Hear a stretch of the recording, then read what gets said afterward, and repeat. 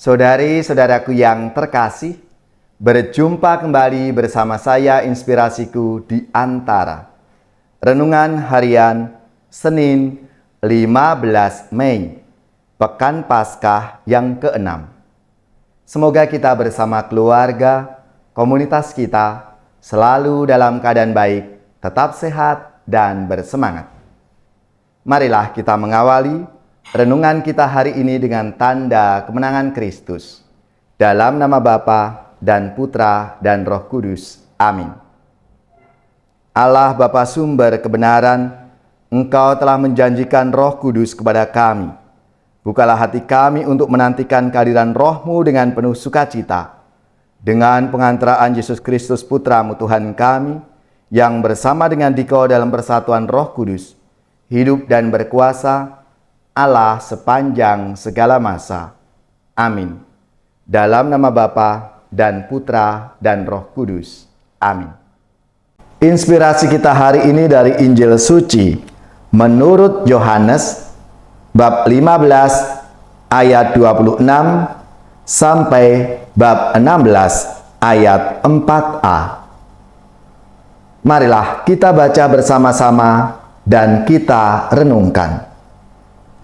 Dalam amanat perpisahannya, Yesus berkata kepada murid-muridnya, "Jikalau penghibur yang akan kuutus dari Bapa datang, yaitu Roh kebenaran yang keluar dari Bapa, Ia akan bersaksi tentang Aku. Tetapi kamu juga harus bersaksi, karena kamu dari semula bersama-sama dengan Aku. Semuanya ini kukatakan kepadamu, supaya kamu jangan kecewa dan menolak Aku. Kamu akan dikucilkan, bahkan akan datang saatnya bahwa setiap orang yang membunuh kamu akan menyangka bahwa ia berbuat bakti bagi Allah. Mereka akan berbuat demikian karena mereka tidak mengenal baik Bapa maupun Aku. Tetapi semuanya ini kukatakan kepadamu, supaya apabila datang saatnya, kamu ingat bahwa Aku telah mengatakannya kepadamu." Demikianlah sabda Tuhan. Terpujilah Kristus.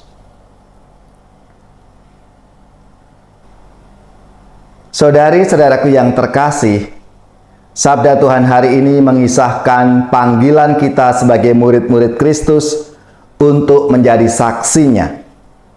Dan Yesus juga mengingatkan bahwa dengan menjadi saksi, kita harus siap untuk ditolak, dikucilkan, dan bahkan akan dibunuh. Mereka akan berbuat demikian karena mereka tidak mengenal Bapa maupun Aku. Saudara-saudaraku yang terkasih, dari sejarah gereja kita mengenal istilah martir, yaitu saksi iman yang mencurahkan darahnya demi iman kepada Tuhan Yesus Kristus. Pada mulanya istilah martir digunakan untuk semua orang yang telah mengakui iman Kristen dalam situasi yang sulit, entah dibunuh atau tidak.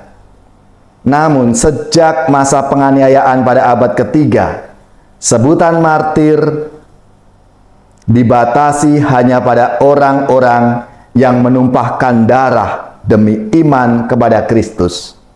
Contoh utama kemartiran adalah kematian Tuhan kita Yesus Kristus.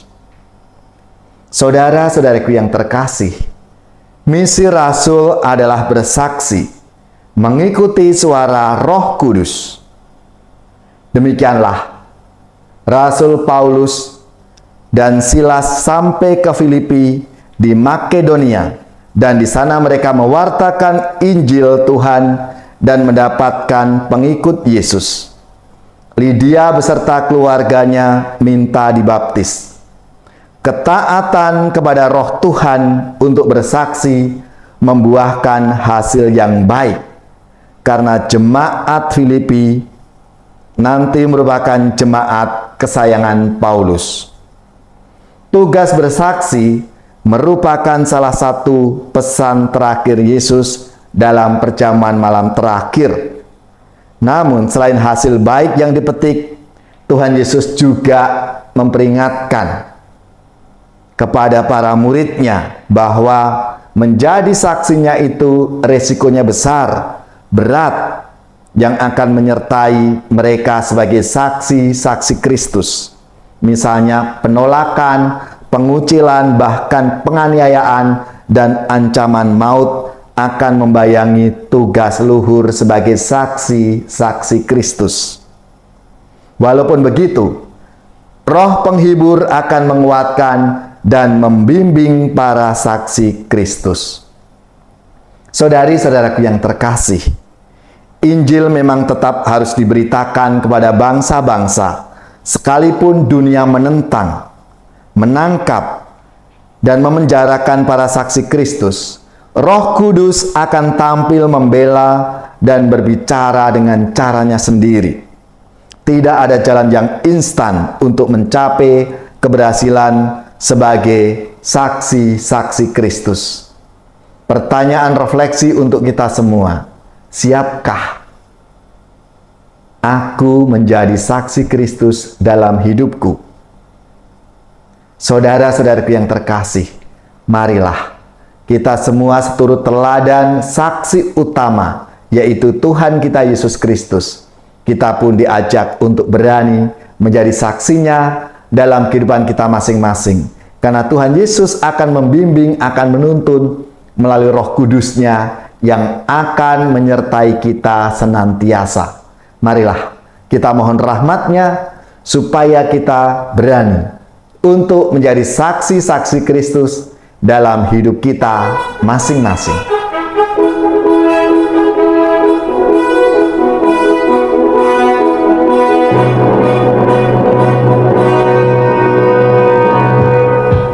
Setelah dirimu diselamatkan, jadilah saksi Kristus. Cahaya hatimu jadi terang, jadilah saksi Kristus.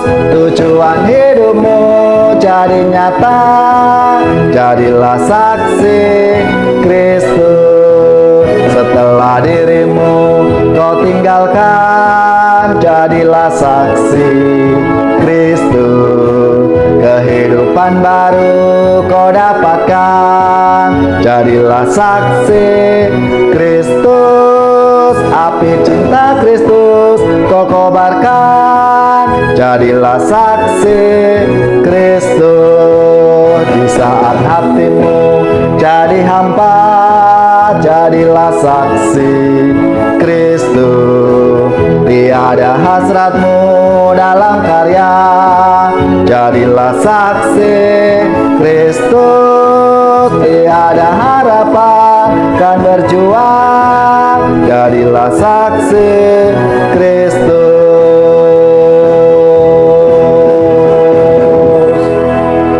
Saudari-saudaraku yang terkasih, marilah kita siapkan hati kita untuk menerima berkat Tuhan.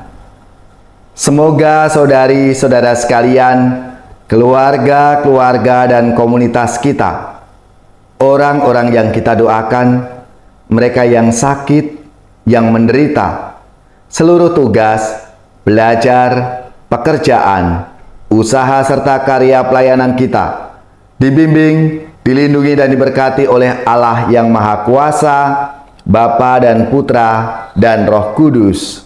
Amin.